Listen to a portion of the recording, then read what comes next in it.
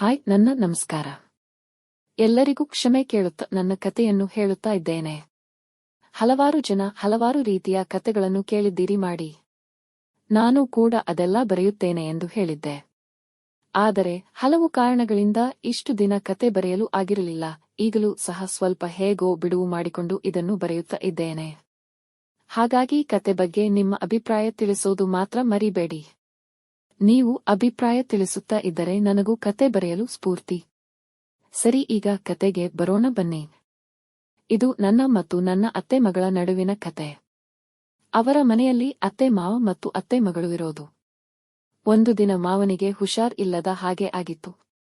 ಅವರಿಗೆ ನಾನು ತುಂಬಾ ಇಷ್ಟವಾದ ಹುಡುಗ ಆದ್ದರಿಂದ ನಾನು ಅವರ ಮನೆಗೆ ಹೋಗಿದ್ದೆ. ನನಗೆ ವರ್ಕ್ ಫ್ರಮ್ ಹೋಮ್ ಇತ್ತು. ಮಾವನನ್ನು ಆಸ್ಪತ್ರೆಗೆ ಸೇರಿಸುವುದರಿಂದ ಹಿಡಿದು ಎಲ್ಲ ಕೆಲಸ ನಾನೇ ಮಾಡಬೇಕಿತ್ತು. ಹಾಗಾಗಿ ಸುಮಾರು 10 ದಿನ ಅವರ ಮನೆಯಲ್ಲೇ ಇದ್ದೆ. ಹಾಸ್ಪಿಟಲ್ ಅಲ್ಲಿ 4 ದಿನ ಅಡ್ಮಿಟ್ ಮಾಡಬೇಕು ಎಂದರು. ಹಾಗಾಗಿ ಮಾವ ಅಲ್ಲೇ ಅಡ್ಮಿಟ್ ಆದರು. ಊಟ ತಿಂಡಿ ಕೂತು ಬರೋಕೆ ನಾನು ಹೋಗುತ್ತಿದ್ದೆ. ಅವರನ್ನ ನೋಡಿಕೊಳ್ಳಲು ಅತ್ತೆ ಹೋಗುತ್ತಾ ಇದ್ದರು. ಮನೆ ಕೆಲಸ ಎಲ್ಲ ಅತ್ತೆ ಮಗಳು ನೋಡಿಕೊಳ್ಳುತ್ತಾ ಇದ್ದಳು. ನನ್ನ ಅತ್ತೆ ಮಗಳು ತುಂಬಾ ಮುಗ್ದೆ. ಆಗ ತಾನೇ ಪಕ್ ಮುಗಿಸಿ ಮೊದಲ ವರ್ಷದ ಡಿಗ್ರಿಗೆ ಸೇರಿದ್ದಳು. ಕೀಪ್ಯಾಡ್ ಫೋನ್ ಬಿಟ್ಟರೆ ಬೇರೆ ಫೋನ್ ಬಳಸುತ್ತಾ ಇರಲಿಲ್ಲ. ಯಾವುದೇ ಸೋಷಿಯಲ್ ಮೀಡಿಯಾ ಕೂಡ ಇರಲಿಲ್ಲ ಅವಳ ಬಳಿ. ಬರೀ ಓದುವುದು ಬಿಟ್ಟರೆ ಬೇರೆ ಏನೂ ಅಷ್ಟು ಗೊತ್ತೇ ಇರಲಿಲ್ಲ. ಅವಳ ಬಗ್ಗೆ ಹೇಳುತ್ತೇನೆ ಕೇಳಿ. ಅವಳ ಎತ್ತರ ಕೇವಲ ಅಷ್ಟೇ ಹಾಕುತ್ತಾ ಇದ್ದಳು. ಯಾವಾಗ್ಲೂ ಕೂಡ ಚೂಡಿದಾರ್ ಹಾಕುತ್ತಾ ಇದ್ದಳು. ಕಾಲೇಜುಗೂ ಚೂಡಿ, ಮನೇಲಿ ಕೂಡ ಚೂಡಿ ಹಾಕುತ್ತಾ ಇದ್ದಳು. ನೋಡೋಕೆ ಮೇಲಿಂದ ಕೆಳಗೆ ಒಂದೇ ಇದ್ದಳು. ಹಾಗೆಯೇ ಬೆಳ್ಳಗೆ ಇದ್ದಳು. ಅವಳಿಗೆ ಮೇಲೆ ಸ್ವಲ್ಪ ಕೂದಲು ಜಾಸ್ತಿ.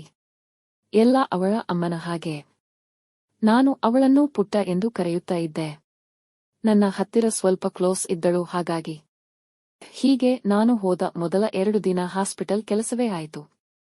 3ನೇ ದಿನ ಅತ್ತೆ ಹಾಸ್ಪಿಟಲ್ ಅಲ್ಲೇ ಇದ್ದರು. ನಾನು ಮನೇಲಿ ಕೆಲಸ ಮಾಡುತ್ತಿದ್ದೆ. ಅತ್ತೆ ಮಗಳು ಕಾಲೇಜು ಇಂದ ಆಗೇ ತಾನೇ ಬಂದು ನನ್ನ ಪಕ್ಕ ಕೂತು ನಾನು ಏನು ಕೆಲಸ ಮಾಡುತ್ತೇನೆ ಎಂದು ನೋಡುತ್ತಿದ್ದಳು.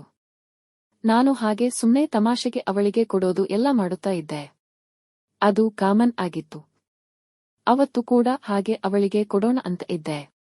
ಏನ್ ಮಾಡ್ತಾ ಇರೋದು ನೀನು? ಇದು ಕೋಡ್ ಕಂಪ್ಯೂಟರ್ದು. ಇದ್ನ ಬರೆಯೋಕೆ ದುಡ್ಡು ಕೊಡೋದು ನಂಗೆ. ಹೌದಾ? ಹೂ. ನಂಗೆ ಕಂಪ್ಯೂಟರ್ ಫೋನ್ ಬಗ್ಗೆ ಏನು ಗೊತ್ತಿಲ್ಲ. ನೀನೇ ಹೇಳಿ ಕೊಡ್ತೀಯಾ? ಹೂ ಕಣೆ ಪುಟ್ಟ, ನಾನೇ ಒಂದು ಹೊಸ ಫೋನ್ ಕೊಡಿಸ್ತೀನಿ ಆಯ್ತಾ? ಫೋನ್ ಎಲ್ಲ ಏನು ಬೇಡ. ನಾನು ಅಷ್ಟು ಯೂಸ್ ಮಾಡಲ್ಲ, ಎಲ್ಲ ಗೊತ್ತಿರ್ಬೇಕು ಕಣೆ. ನೀನು ಇಲ್ಲಿಂದಲೇ ಕೆಲಸ ಮಾಡಿದ್ರೆ ಎಷ್ಟು ದಿನ ಬೇಕಾದ್ರೂ ಇಲ್ಲೇ ಇರಬಹುದಾ? ಹೂ, ಇರಬಹುದು. ಯಾಕೆ? ನಾನು ಲ್ಯಾಪ್ಟಾಪ್ ಬಳಸೋದು ಕಲಿಯಬಹುದು ಅಂತ ಅಷ್ಟೇ.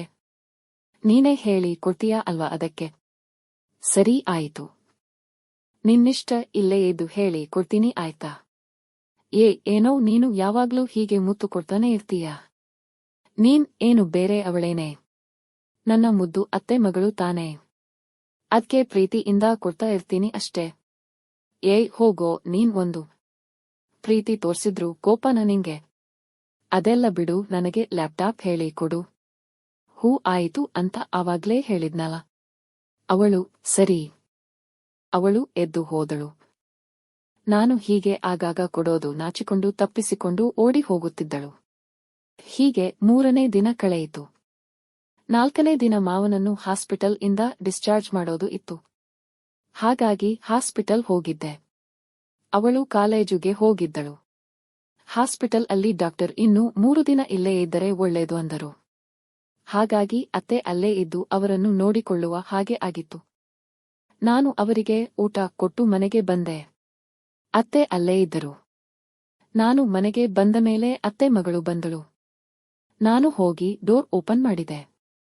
ಒಳಗೆ ಬಂದಳು. ಹೋಗೋ, ಸುಮ್ನೆನೇ ಇರಲ್ಲ ನೀನು. ಹೊಡಿತೀಯ ನಂಗೆ? ಕೂಡ ಕೊಡ್ತೀನಿ ಅಲ್ವೇನೆ? ಹಾಗ್ ಅಂತ ಹೀಗೆ ಹೊಡಿಯೋದು ಎಷ್ಟ್ ಸರಿ ಹೇಳು? ಸರಿ ಬಾ, ಕೋಪ ಮಾಡ್ಕೋಬೇಡ, ಮುತ್ತು ಕೊಟ್ಟು ಕೋಪ ಕಮ್ಮಿ ಮಾಡ್ತೀನಿ. ಏನೂ ಬೇಡ ಅಂತ ಹೇಳಿ ನನ್ನ ಪಕ್ಕ ಬಂದು ಕೂತಳು. ನಿಂದು ಜಾಸ್ತಿ ಆಗ್ತಿದೆ ಬರ್ತಾ ಬರ್ತಾ. ನಾನು ಕೊಡೋಕೆ ಅಂತ ನಿನ್ನ ಎಳೆಯೋಕೆ ಹೋದೆ. ಅದು ಮಿಸ್ ಆಯಿತು ಅಷ್ಟೇ. ಅವಳು, ಸಾಕು ನೀನ್ ಮಾಡೋದು. ಊಟ ಮಾಡೋಣ ಬಾ. ನಾನು, ಆಯಿತು. ನಾನು ಹೋಗಿ ಅವಳ ಜೊತೆ ಊಟ ಮಾಡಿದೆ. ನನ್ನ ಮೇಲೆ ಕೋಪ ಹಾಗೆ ಇತ್ತು ಅನ್ನೋದ್ ಗೊತ್ತಾಯ್ತು. ಹಾಗಾಗಿ ಅಷ್ಟು ತರ್ಲೆ ಏನು ಮಾಡೋಕೆ ಹೋಗಲಿಲ್ಲ. ಅವತ್ತು ರಾತ್ರಿ ಹಾಸ್ಪಿಟಲ್ಗೆ ಹೋಗಿ ಊಟ ಕೊಟ್ಟು ಬಂದೆ. ಸಾರಿ ಕಣೆ. ಇನ್ನೂ ಕೋಪನ ಇಷ್ಟು ಹೊತ್ತು ನಿನ್ನ ಮೇಲೆ ಕೋಪ ಮಾಡ್ಕೊಳ್ಳೋ ಅಂಥದ್ದು ಏನ್ ಮಾಡಿಲ್ಲ ನೀನು. ಮತ್ತೆ ಮಧ್ಯಾಹ್ನ ಹಾಗೆ ಆಡಿದೆ ಕೋತಿ. ಆಗ ಕೋಪ ಬಂತು. ಆದ್ರೆ ಆಮೇಲೆ ಅದು ಮಿಸ್ ಆಗಿದ್ದು ಅಂತ ನಂಗೂ ಗೊತ್ತಾಯ್ತು. ಇನ್ನೊಂದ್ಸಲ ಹಾಗೆಲ್ಲ ಮಾಡ್ಬೇಡ. ಹೂ ಆಯಿತು. ಕೊಡಬೋದ ಒಂದು.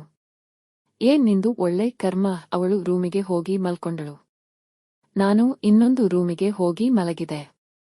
ಮಾರನೇ ದಿನ ಕೂಡ ಅತ್ತೆ ಮಧ್ಯಾಹ್ನ ಹಾಸ್ಪಿಟಲ್ಗೆ ಹೋದ್ರು ಊಟ ತಗೊಂಡು. ಅವರು ಮತ್ತೆ ಬರೋದು ರಾತ್ರಿನೇ. ನಾನು ಒಬ್ಬನೇ ಮನೇಲಿ ಕೆಲಸ ಮಾಡುತ್ತಿದ್ದೆ. ಎಂದಿನಂತೆ ಮಧ್ಯಾಹ್ನ ಅವಳು ಕಾಲೇಜು ಮುಗಿಸಿ ಬಂದಳು. ಬಾರೆ ಪುಟಾಣಿ ಇಲ್ಲಿ. ಅವಳು, ಹೂ ಬಂದೆ. ಏನು ಸುಸ್ತಾಯ್ತಾ. ಅವಳು, ಹೂ ಬಿಸಿಲು ಜಾಸ್ತಿ ಇತ್ತು ಅದ್ಕೆ. ಇವತ್ತು ಶುಕ್ರವಾರ. ನಾಳೆ ನಾಡಿದ್ದು ರಜೆ ನನಗೆ. ಈ ಲ್ಯಾಪ್ಟಾಪ್ 2 ದಿನ ನಿಂದೆ ಆಯ್ತಾ. ಹೌದಾ. ಹೇಳಿ ಕೊಡ್ತೀಯಾ ನೀನೇ ಎಲ್ಲ. ಹೂ ಪುಟ್ಟ. ಅವಳು ನನ್ನ ಪಕ್ಕನೇ ಕೂತಿದ್ದಳು. ಅವಳು, ಕೆಲಸ ಮಾಡೋದು ಬಿಟ್ಟು ಬರೀ ಮುತ್ತು ಕೊಡೋದೇ ಕೆಲಸ ಮಾಡ್ಕೊಂಡಿದ್ಯಾ ನೀನು. ನಾನು, ಹೂ. ಅಷ್ಟು ಮುದ್ದಾಗಿ ಇದ್ದೀಯ ನೀನು. ಅವಳು, ನೀನ್ ಹೀಗೆಲ್ಲ ಮಾಡ್ತೀಯ ಅಂತ ಮನೇಲಿ ಹೇಳ್ತೀನಿ ನೋಡು.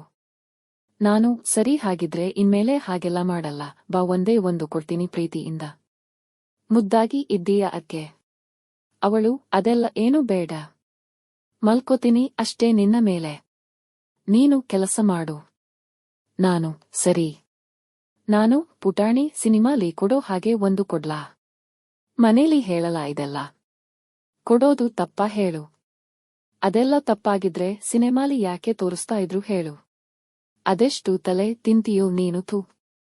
ನಾನು, ಹಣೆಗೆ ಒಂದೇ ಒಂದು ಕಣೆ ಅಷ್ಟೇ. ಅವಳು ಹಾಗೆ ಮೇಲೆ ಮಲಗಿದ್ದಳು. ಅವಳ ಮುಖ ಹಿಡಿದು ಹಣೆಗೆ ಕೊಟ್ಟೆ. ಅವಳ ಗಲ್ಲದ ಮೇಲೆ ಕೊಡೋಣ ಎಂದು ಅವಳ ತೀ ಹಿಡಿದು ಎಳೆದು ಗಲ್ಲಕ್ಕೆ ಒಂದು ಕೊಟ್ಟೆ. ಅವಳ ತೀ ಹಿಡಿದು ಎಳೆಯುವಾಗ ಸ್ವಲ್ಪ ಜೋರಾಗಿ ತೀ ಪ್ರೆಸ್ ಆಗಿತ್ತು. ಸ್ಮೂತ್ ಆಗಿ ಇತ್ತು ಅವಳ ತೀ. ಅಷ್ಟಕ್ಕೆ ನನಗೆ ಬಾಳೆಹಣ್ಣು ನೆಗುರಿ ಸ್ವಲ್ಪ ರಸ ಬರೋಕೆ ಸ್ಟಾರ್ಟ್ ಆಗಿತ್ತು. ಆದರೂ ಹಾಗೆ ಅವಳನ್ನು ಮೇಲೆ ಮಲಗಿಸಿಕೊಂಡಿದ್ದೆ. ಆದರೆ ಅವಳಿಗೂ ಏನ್ ಆಯಿತು ನಂಗೂ ಗೊತ್ತಿಲ್ಲ. ಗೆ ಹೋಗಬೇಕು ಎಂದಳು. ಏನೇ ಮಾಡ್ಬೇಕಾ. ಮುಖ ತೊಳಿಬೇಕಾ. ಅವಳು, ಇಲ್ಲ. ಮತ್ತೆ ಯಾಕೆ ಈಗ. ಅವಳು, ಯಾಕೋ ಬಿಡು. ಅಯ್ಯೋ ಕೋತಿ, ಏನು ಮಾಡಲ್ಲ ಅಂದ್ರೆ ಯಾಕೆ ಹೋಗ್ತೀಯಾ. ಅವಳು, ಯಾಕೆ ಹೋಗ್ತಾ ಇದೀನಿ ನಂಗೂ ಗೊತ್ತಿಲ್ಲ. ಹುಚ್ಚಿ ಏನ್ ಆಗಿದೆ ನಿಂಗೆ. ಅವಳು, ಅದೇ ಗೊತ್ತಿಲ್ಲ. ಏನೋ ಒದ್ದೆ ಆಗಿರೋ ತರ ಆಗ್ತಿದೆ ಅಲ್ಲಿ. ಏನು ಅಂತ ಹೋಗಿ ನೋಡ್ಬೇಕು. ಅವಳಿಗೆ ಕೆಳಗೆ ಬಂದಿದೆ ಅಂತ ಗೊತ್ತಾಯ್ತು. ಪಾಪ ಅವಳಿಗೆ ಅದು ಮೊದಲ ಬಾರಿ ಆದ್ದರಿಂದ ಏನು ಅಂತ ಗೊತ್ತಾಗಿರಲಿಲ್ಲ. ಹೌದ. ಕೆಳಗೆ ಒದ್ದೆ ಆಗ್ತಿದ್ಯಾ. ಅವಳು, ಹೂ. ನಾನು, ಭಯ ಪಡ್ಬೇಡ. ಅದೆಲ್ಲ ಏನು ಸಮಸ್ಯೆ ಇಲ್ಲ ಬಿಡು.